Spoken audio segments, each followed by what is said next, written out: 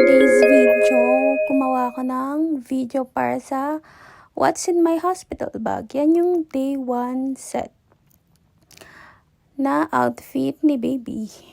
So, vinoise over ko na lang kasi maingay nga yung electric fan. Lahat ng video ko, vinoise over ko na lang. So, papakita ko na yung day 1 outfit ni baby. Ayan, nakalagay sila lahat sa Ziploc para organize, and syempre hassle ka na noon, hindi mo na yun masikaso. So, nilagay ko siya dyan para madaling mahanap.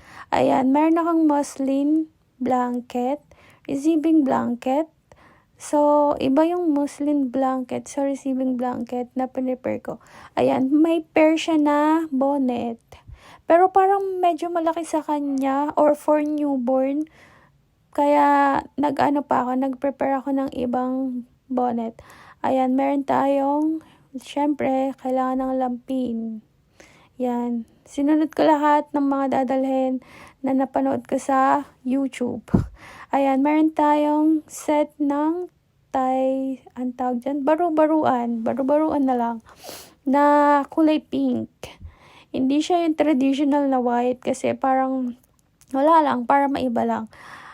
Ayan, kulay pink siya na tinatali pa rin naman siya, pero ano siya, makapal yung tela niya tsaka cotton.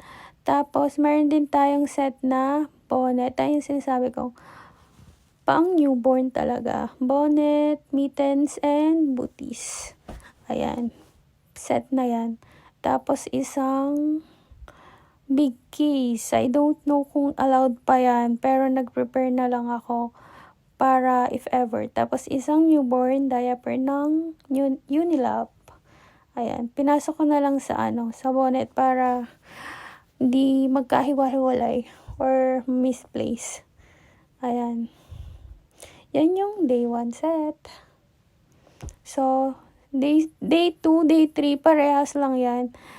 Ang pinagkaiba lang ng going home outfit is, kung gusto nyo mag-frog suit, pwede din. Or kung gusto nyo ganun pa rin na pajama tsaka tie-side na long sleeve, pwede din. So, parehas lang yan ng day 1. Meron tayong muslin blanket, lampin, ang tawag dyan, big kiss. Ayan yung pair niya na bonnet, mittens, and booties. Tapos ayun yung isa pang set, ay isang pair ng outfit niya pang newborn. Binili ko lahat yan sa Shopee. Ililink ko na lang yung yung Shopee name niya kasi mura lang yan, as in.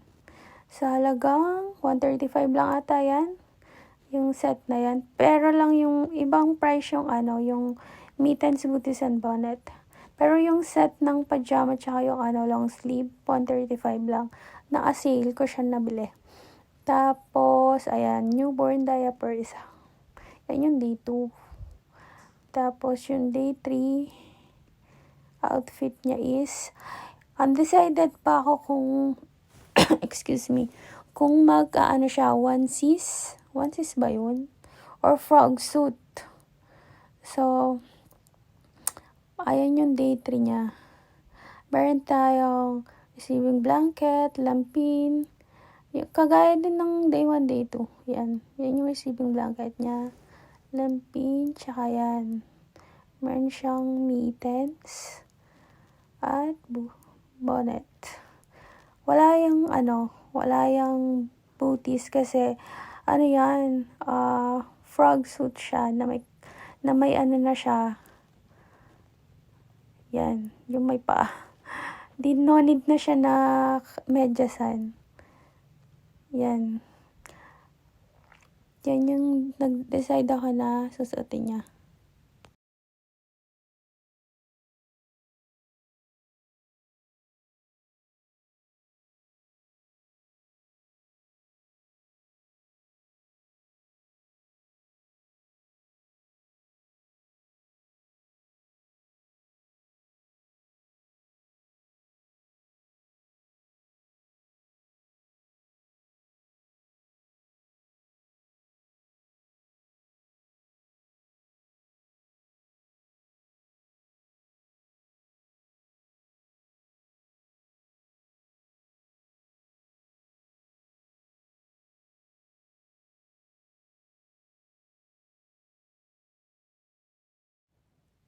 Ayan, tapos dito na tayo sa going home outfit. Ayan, kagaya siya nung day 1 na na set. Tawag dyan, muslin blanket, receiving blanket na may pair na malaking bonnet for newborn. I don't think kakasya yan kasi sobrang laki.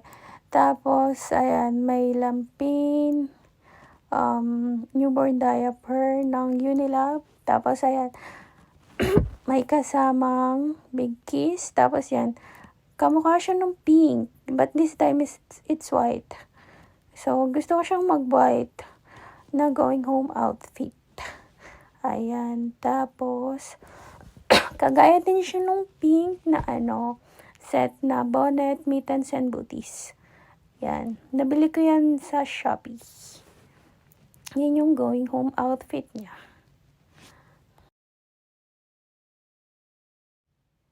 Tapos, ito yung mga extra. So, may dalawa tayong frog suit dyan.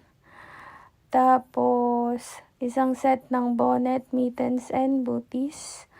Tsaka dalawang pajama. Tapos, ayan, meron akong parang frog suit siya pero, makapal. Pang receiving blanket, whatever. Basta undecided pa akong papasuot ko yun kasi makapal nga siya. Tapos yan, meron din tayong muslin blanket and isang receiving blanket na extra. Tapos, ayan, dadalhin ko yung Mastella starter kit na may cleansing gel, lotion, and cleansing water. Tsaka may kasama na rin siyang cream, parang diaper rash cream na ina-apply. Yan, dadalhin ko rin yan. Isang set na siya na pang travel size, para hindi mabigat. So, ayun lang. Yun yung mga outfit niya.